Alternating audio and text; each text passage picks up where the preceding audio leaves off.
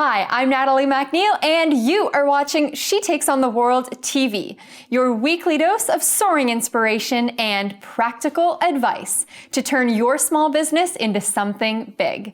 And today I have a very special guest with me. She is a communications strategist, and you can find her at MaggiePatterson.com. A few of you may know her already. Maggie, welcome. I'm so excited to have you here. And you are the founder of the No BS Marketing School, which I'm really excited about because there is a lot of BS out there when it comes to marketing. And today we're going to be sharing with viewers 3 strategies for no BS marketing. So can you tell me strategy number 1? So strategy number 1 is as simple as there's this epidemic in our industry where people create these websites. They're so beautiful to look at.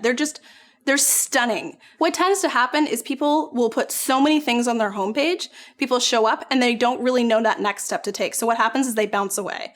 And as an entrepreneur, we look at our Google Analytics and we like, well, what's happening here? Why don't people stick around? Well, it's because you've given them 87 decisions. It's like a Cheesecake Factory menu and they don't know what they're doing. They're literally like, overwhelmed. You need to make it super simple and reduce it down to just a couple choices so they understand. Subscribe, purchase. That really should be the only options you're providing. Yeah, great advice. Strategy number 2. Strategy number 2 is all about your copy.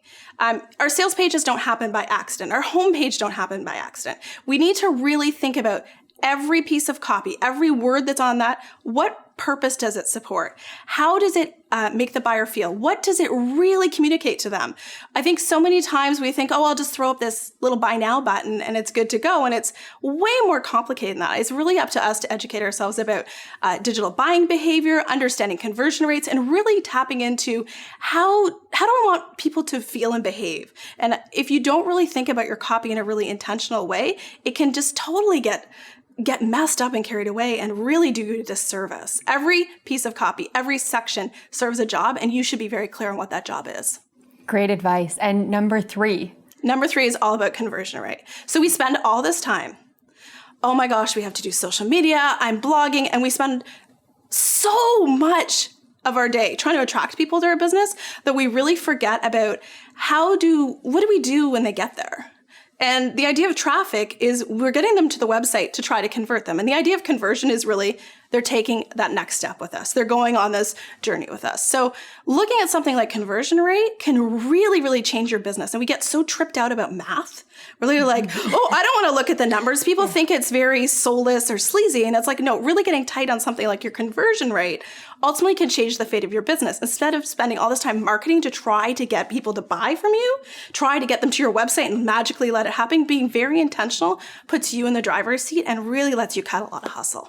Now, I know that there's going to be viewers who are thinking conversion rate, like I don't even understand what that is or what I'm supposed to be tracking. So for anyone wondering, what is a conversion rate? Can you simply explain it and give me a few of the key metrics that you absolutely have to be tracking in your business? So the easiest way to think of a conversion rate is if you look at the total number of people that come to your website. So say 100 people come to your website. Of those 100 people, how many take action? How many sign up for your email list? How many actually take a next step and purchase from you? Understanding what percentage of people do that and always trying to improve on that can ultimately make such a difference. If you look at your business right now and you have a 1% conversion, doubling that to a 2% conversion, you just doubled your business by simple changes and really being intentional about what you're doing.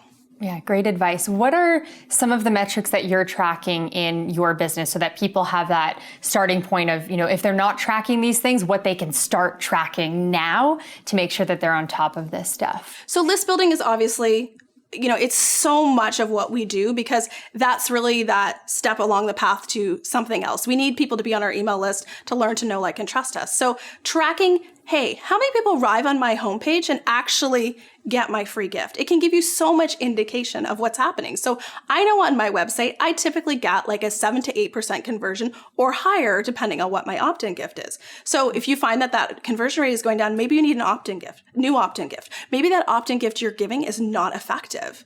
Maybe it's just you've got the wrong traffic coming to your website. So starting to pay attention to that can make a big difference. And every single one of my products, I know, like, hey, out of all the people that come to the website, this is how many buy. And especially if you're doing a digital product, understanding what's happening on your sales page, how many people actually hit that sales page, and then how many people actually purchase, gives you a lot of data so you can refine and change over time. And, you really need to look at it as an experiment and understand that this is kind of always going to be a work in progress.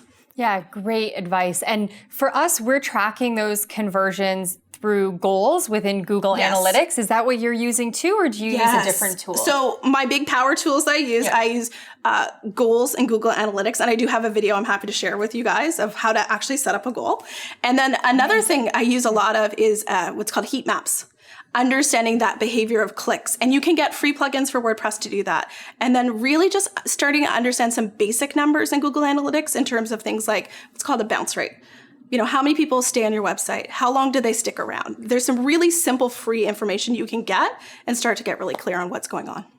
Thank you so much. This has been so valuable. I know that people are going to get a lot out of this interview and what you just shared. So for all of you watching, definitely check out MaggiePatterson.com, and we are going to be sharing the link below to get her resources that she mentioned today, and also to be able to access her No BS marketing video series.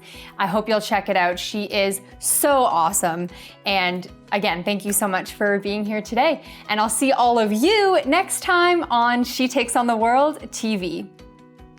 I hope you liked the episode of She Takes on the World TV you just watched. And if you did, I would love to invite you to take my free 14-day Conquer course to turn your small business into something big. Come on over to shetakesontheworld.com/conquer course to sign up.